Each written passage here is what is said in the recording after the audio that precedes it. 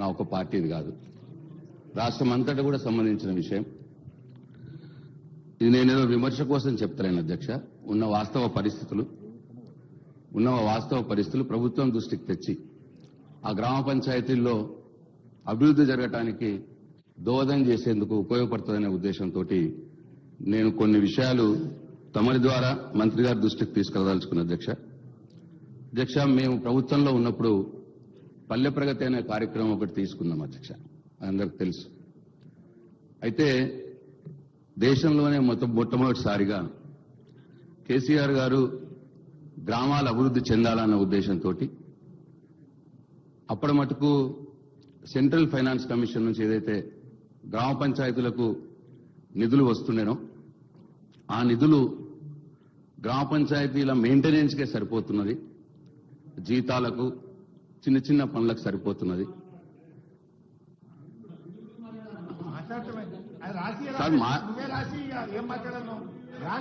Sir అధ్యక్ష, ఆ నిధులు గ్రామ పంచాయతీల మెయింటెనెన్స్ కే సరిపోతున్నది, అభివృద్ధికి నిధులు సరిపోవట్లేదన్న ఉద్దేశంతో సెంట్రల్ గవర్నమెంట్ నుంచి సెంట్రల్ ఫైనాన్స్ కమిషన్ ద్వారా ఎంతైతే నిధులు వస్తున్నాయో గ్రామ పంచాయతీకి దానికి ఈక్వల్ అమౌంట్ కేసీఆర్ గారు ఆ రోజు రాష్ట్ర ప్రభుత్వం నుంచి కూడా నిధులు సమకూర్చినారు అధ్యక్ష.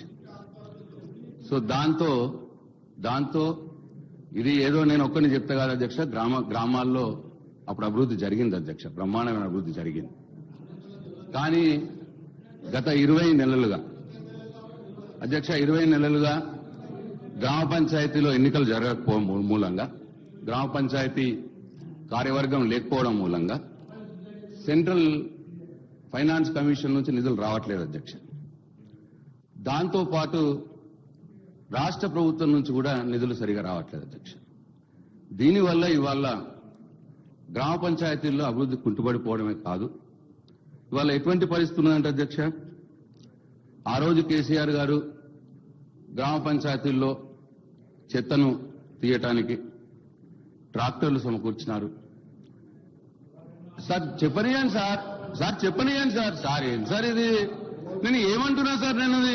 నేనేమన్నా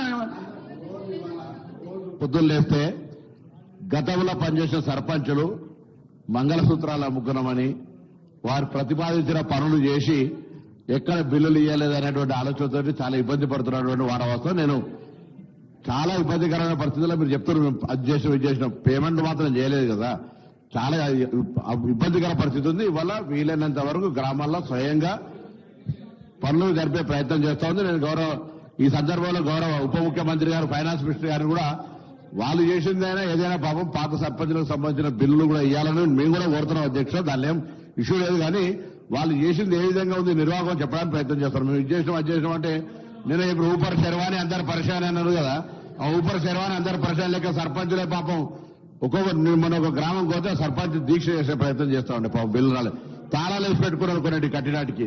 వీళ్ళ పరిస్థితి ఆ విధమైనటువంటి పరిస్థితి అని చెప్పడానికి కూడా ప్రయత్నం చేస్తున్నాం. అది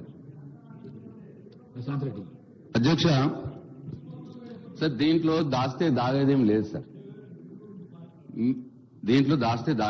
కేవలం పల్లె ప్రగతి ద్వారా ఆ రోజు కేసీఆర్ గారు ఏదైతే స్టేట్ గవర్నమెంట్ నుంచి matching grant, central finance commission నుంచి ఎంతైతే డబ్బు వస్తుందో అంత డబ్బు స్టేట్ గవర్నమెంట్ నుంచి ఇవ్వడం మూలంగా ఆ రోజు గ్రామాల్లో అభివృద్ధి జరిగింది. కాబట్టి 30% అవార్డులు గ్రామ పంచాయతీలకు జాతీయ సెంట్రల్ గవర్నమెంట్ ఇచ్చిన అవార్డులు సార్, మేము కాదు. 30% అవార్డులు మన రాష్ట్రంలోని గ్రామ పంచాయతీలకు వచ్చినాయి సార్. సార్ ఇది మీరు వెరిఫై చేసుకోవచ్చు sir, sir. Let me conclude. గిదానికి ఎంతగానం ఎందుకు సార్ అంతమంది మాట్లాడి నా మీద పడాల్సిన అవసరం ఏమున్నది సార్? నేను ఏం తప్పు మాట్లాడుతున్నా సార్? నేను మాట్లాడేది సార్ ఆ రోజు మేమున్నంత మట్టుకు స్టేట్ గవర్నమెంట్ నుంచి ఇవ్వాల్సిన డబ్బులు మ్యాచింగ్ గ్రాంట్ ఇచ్చి ఉన్నాం సార్. తర్వాత కాన్సిక్వెంట్ గా వర్క్స్ జరిగినప్పుడు బిల్స్ రేజ్ అవుతాయి సార్. ఈ 20 నెలల కాలంలో బిల్స్ రాకపోవడం వల్ల సర్పంచ్లకు ఇబ్బంది జరుగుతూ ఉన్నది. అట్లాగే సార్ ఇవాళ ఈ రోజు పరిస్థితి సార్ కంక్లూడ్ చేస్తా. ఈ రోజు పరిస్థితి సార్ ఇవాళ ట్రాక్టర్ కు డీజిల్ పోయడానికి కూడా ఇబ్బంది ఉన్నది సార్ గ్రామ పంచాయతీల్లో. సార్ అక్కడ లైట్లు పోతే కొత్త లైట్లు పెట్టడానికి కూడా ఇబ్బంది ఉన్నది సార్. పంచాయత్ సెక్రటరీలు పాపం వాళ్ళు సొంతంగా తప్పక గ్రామంలో వాళ్ళ మీద ప్రెషర్ ఉంటుంది కాబట్టి, ఎందుకంటే సర్పంచులు లేరు, గ్రామ పంచాయత్ సెక్రటరీని అడుగుతారు కాబట్టి వాళ్ళు సొంతంగా డబ్బులు పెట్టుకొని ఇబ్బందులు పడే పరిస్థితి వల్ల ఉన్నది సార్. కాబట్టి నేను ఈ ప్రభుత్వాన్ని నేను కోరుతా ఉన్నాను మీ ద్వారా, దయచేసి మీరు రాష్ట్ర ప్రభుత్వం నుంచి ఎట్లయితే మేమున్నప్పుడు ఎట్లయితే సెంట్రల్ ఫైనాన్స్ కమిషన్ కి ఎంత డబ్బు ఇచ్చి అంత ఈక్వల్ డబ్బు ఇచ్చినామో ఆ డబ్బును ఇవ్వండి. ఇచ్చిందా లేదా మీరు వెరిఫై చేసుకోండి, మీకే తెలుస్తుంది. ఇవ్వాలని చెప్పి కోరుతా ఉన్నాను. గ్రామాల అభివృద్ధిని కుంటుపడకుండా చూసుకోవాల్సిన బాధ్యత ప్రభుత్వం మీద ఉందని చెప్పి నేను మీకు గుర్తు చేస్తా ఉన్నాను. ఈ బిల్లుని నేను సమర్థిస్తా ఉన్నాను.